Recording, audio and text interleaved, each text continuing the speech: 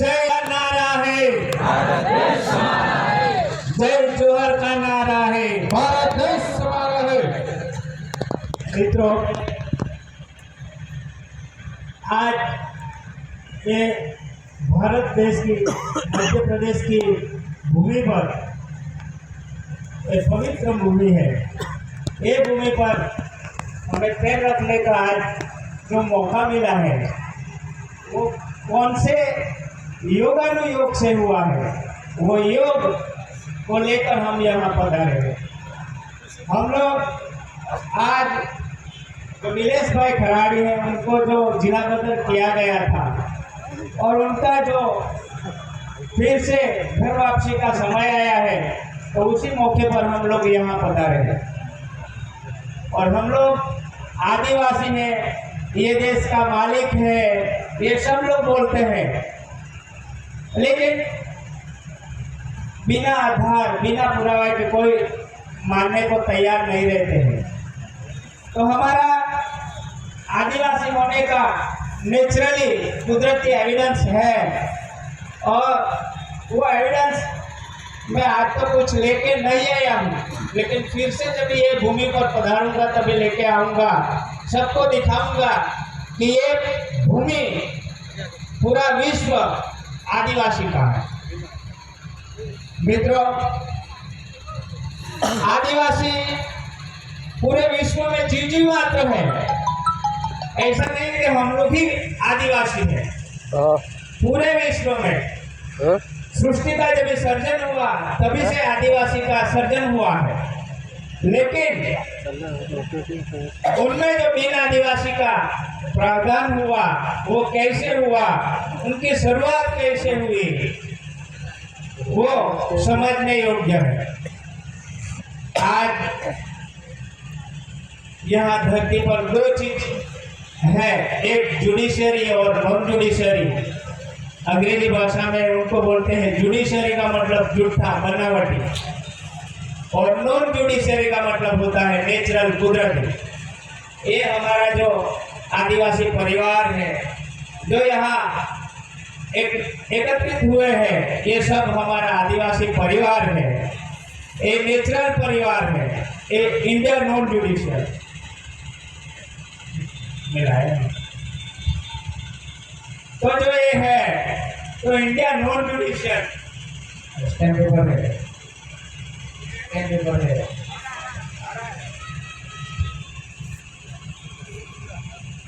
Judicial का मतलब होता है कायदे कानून के बगैर, जो कायदे जुडिशियल मानव सर्जित जो कानून है उनके अंदर में नहीं आता है, कुदरत मानव सर्जित कानून के अंदर में नहीं आता है।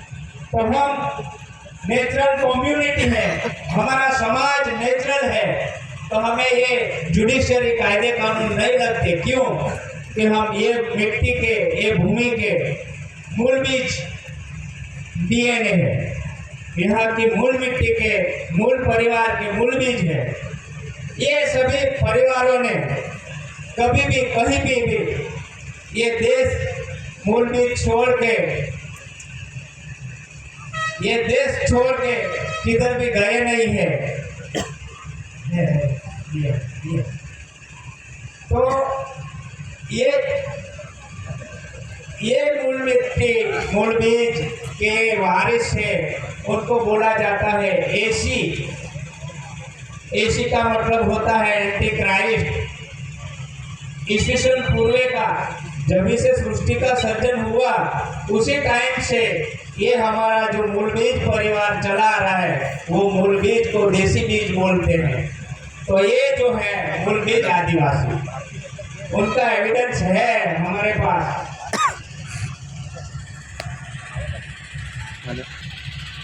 करेंसी है, ये हमारा आदिवासी का पहला एविडेंस है, पुरावा है। हमारा प्रूव होता है हम ये देश के मूल बीज मूल मिट्टी के हैं, ये ओनर मालिक का पुरावा है। तो ये सब ओनर परिवार है, मेरा परिवार है। और ये जो परिवार है वो परिवार को ये चीज क्या है उनको समझना होगा, एविडेंस को समझना होगा। हम लोगों ने कभी भी इसको समझा नहीं है, इसको छुपाया गया है, इसको छुपाया गया है। और ये जो प्रोमिसरी नोट है जो यहाँ आके बेरर भिखारी के रूप में जीवन जी रहे हैं, उसको आगे लाया गया है। तो ये जो बेरर है वो विदेशी मुल्क के विदेशी बीज जो है ये देश के नेटिव नहीं है, वैसे लोगों ने हमारा देश को ये बेरर मतलब भिखारी ने प्रॉमिस लेके वचन देके वचन चिट्ठी लेके असली चीज को खरीदने की कोशिश की है, असली चीज को खरीदने की कोशिश की है और हमारे परिवार को भ्रमित किया गया है।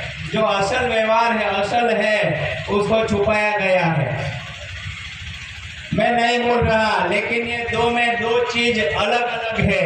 एक ऑनर है और एक भिखारी है, शरणार्थी है, जो ये देश में आके हमारी शरण में आया है।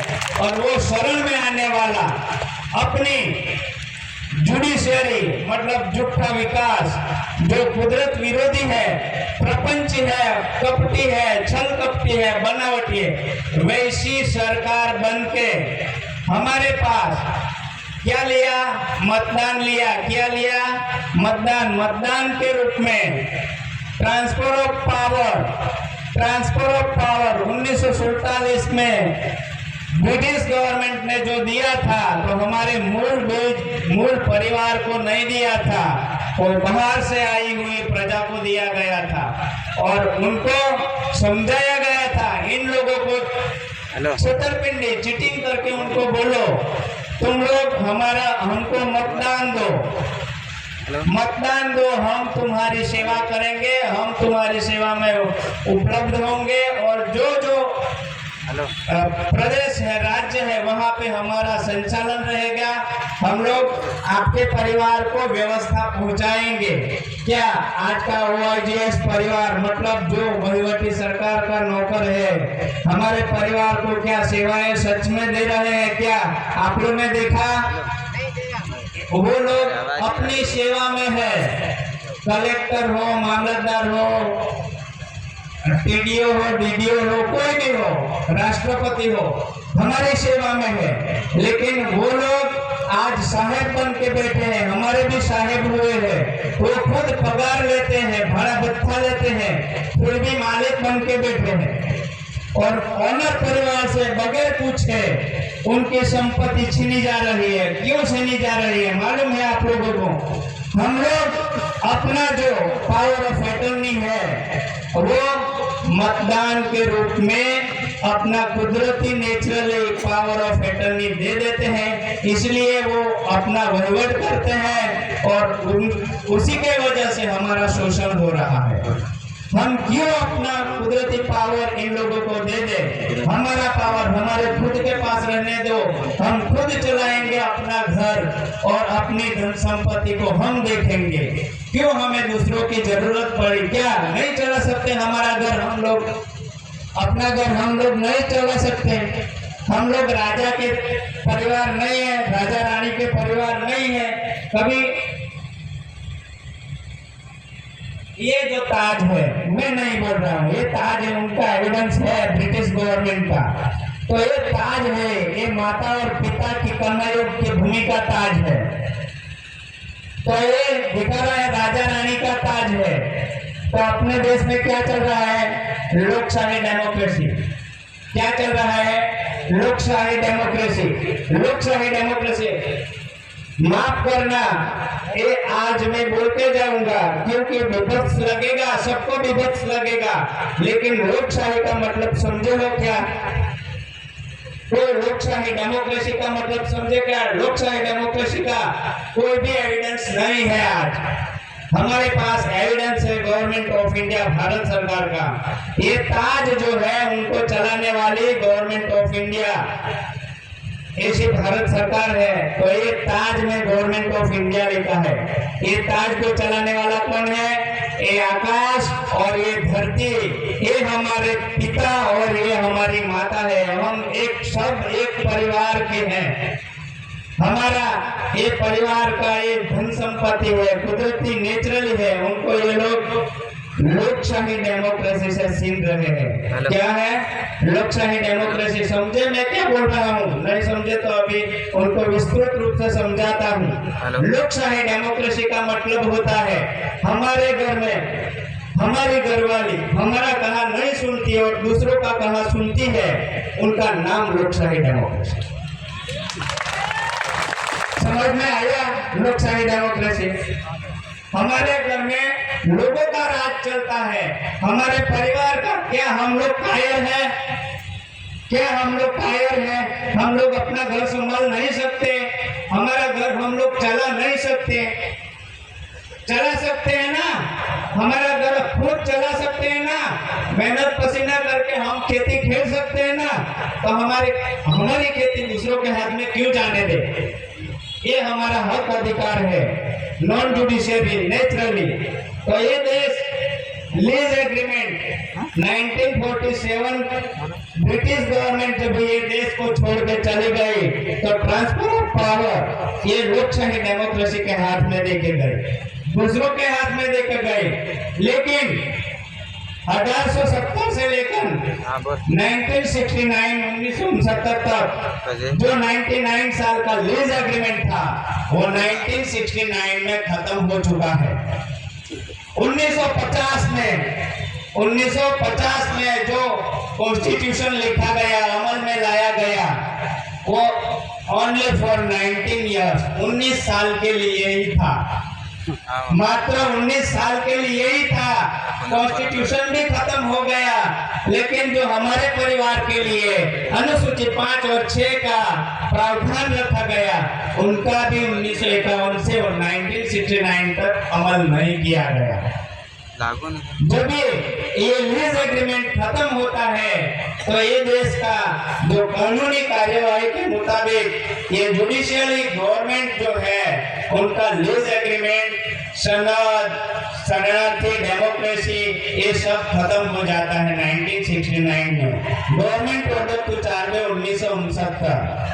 मैं नहीं कह रहा हूँ, गवर्नमेंट ऑफ इंडिया भारत सरकार का लैंड रेवेन्यू रूल्स 1921 का एफ.एच. एंडरसन ने लिखा हुआ लैंड रेवेन्यू रूल्स बोल रहा है कि ये देश का लीज एग्रीमेंट जो था वो 1969 में खत्म हो चुका है।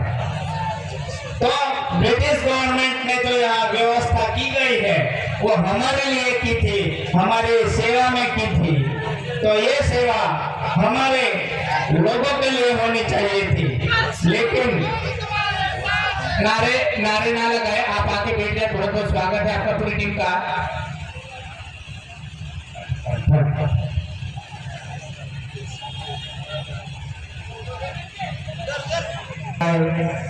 हमारा परिवार जो अभी आया है वो मूल मिट्टी आदिवासी नेटिव इनहेबिटेंट, ये देश का मूल मिट्टी मूल बीज मालिक परिवार है। हम मालिक परिवार में इनके लिए हमारे लिए ब्रिटिश गवर्नमेंट ने जो एविडेंस रखे हैं ये जुडिशरी है, लेकिन उन लोगों ने रखा है पूरे विश्व में। तो हमारा जो एविडेंस है